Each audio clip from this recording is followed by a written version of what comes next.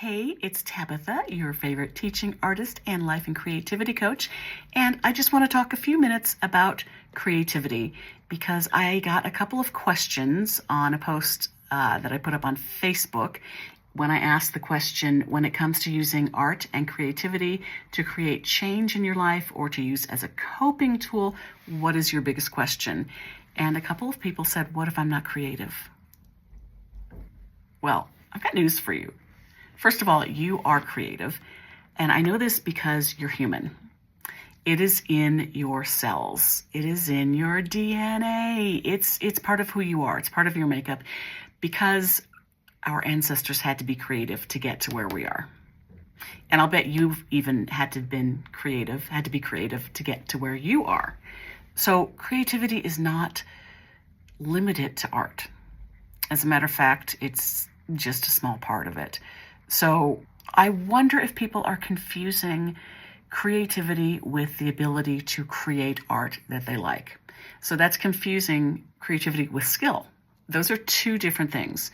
You can be creative without being an artist, and you can be an artist without being really all that creative. I'm sure you've seen some art that's not all that creative. So when I talk about creativity in art, I'm not talking about skill. Skill is a whole different issue. And generally speaking, artists are not born artists, right? There's people who are born with a proclivity towards art, towards painting. Like I was born with that and I didn't know it until I was 30. Had no clue I could paint until I was 30. But you know what? I still had to learn. I had a pull towards it. I loved it when I did it. I wasn't judging myself, but I improved over the years. So it is a skill. Painting is a skill like anything else, like playing the guitar, like pottery. Creating pottery is a skill.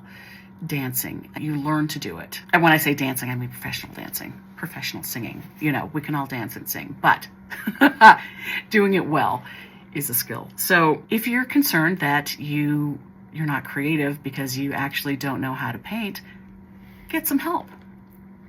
First of all, get some paints and start fooling around with it. And if you don't know what you're doing and can't figure it out, definitely go to a class, get some private one-on-one instruction. And if you can't afford that, or if you don't want that, just go to YouTube. There's tons of stuff on YouTube.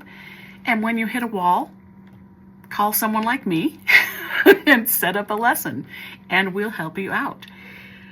But when I'm talking about creativity and when I'm talking about using it as a tool for coping and for alleviating stress and creating change in life, I'm talking about being creative with tools, with the tools of art. So I'm working with oil pastels here, and oil pastels are like grown-up crayons. They are smushier than crayons. And they might be really familiar to you. You might have used them when you were a kid. You might have just used crayons, and crayons are great too. So I say use whatever you've got. If you want to play around with some art and creativity, if you got crayons, use them. Raid your kids' art bins if you have them. You know, grab their watercolor paints, their crayons, grab some colored pencils, whatever you have, it doesn't matter. Just take something. Look at your colors, find a color that jumps out at you, that feels like something you want to use. Don't think about it. Don't intellectualize it. Just go from your gut. And if nothing feels like something you want to use, if you can't relate to what I'm saying, you're going to close your eyes and pick. You can't go wrong with this. And of course, this is just one way to be creative. This is sort of my process when I want creativity to flow, you know. So grab a mark making tool and make a shape. That is, just start that way. And like I said, this is just one way of practicing, you know, getting creative. There's 1,000 ways, but this is how I do it. I'm grabbing an oil pastel, I'm making a shape. Now a shape can be anything. It doesn't have to be a circle or a square or a triangle. This is a shape, right? A shape is just a line that connects to itself. So I'm going to play on this line here.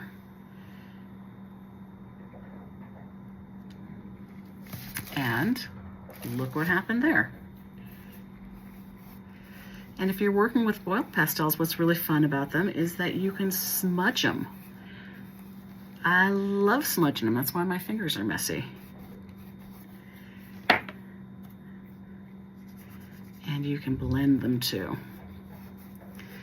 So that's how it starts. A shape, a line, a doodle, whatever you want to do, in a color that it calls to you or not. Just a color that you choose blindly. There's no wrong here. You can't get this wrong. You're just playing around. And if you come up with something you like, great. And if you don't, no harm done. Throw it away, close the book, work on it later. The biggest problem I found in all of my years of teaching art, the biggest issue that people had